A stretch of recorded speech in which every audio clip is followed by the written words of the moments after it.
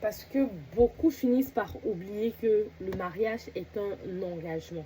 Quand tu n'as pas conscience que le mariage est un engagement, tu entres dans la relation aussi pour entrer comme ça. Bon, je ne l'aime pas, mais il m'a demandé en mariage.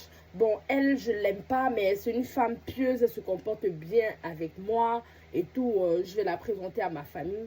Mais le problème, c'est que quand vous entrez maintenant dans le mariage et que vous vous rendez compte sur le long terme que c'est pour toute la vie, ça devient insupportable et ingérable. Tu es avec une femme, tu ne l'aimes pas, et vous avez peut-être 25 ans, ça veut dire que pour atteindre 50 ans, vous allez passer 25 ans de vie commune ensemble. Et toi, tu n'as pas de sentiment pour elle. Ça commence à devenir un calvaire pour toi.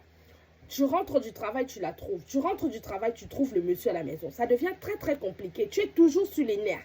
Il te parle, tu es énervé. Dans l'intimité, tu es énervé. Tout ce qu'il fait, tout ce qu'elle fait, tu es énervé.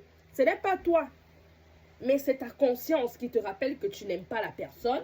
Et ça commence à devenir ingérable.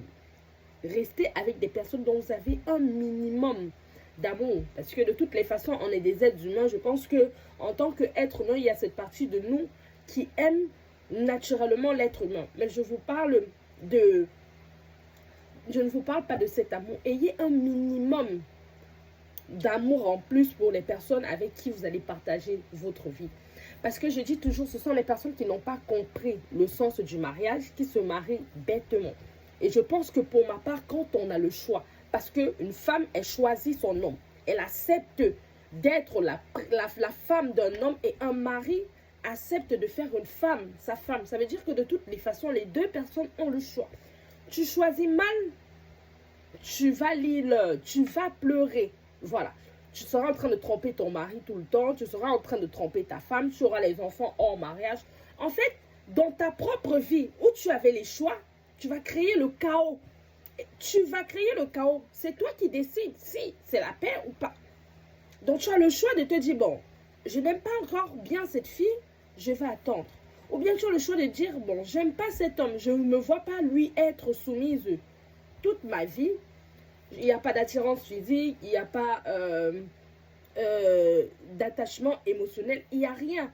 J'ai juste envie d'avoir le statut de femme mariée. Mais sur le long terme, qu'est-ce que ça va donner?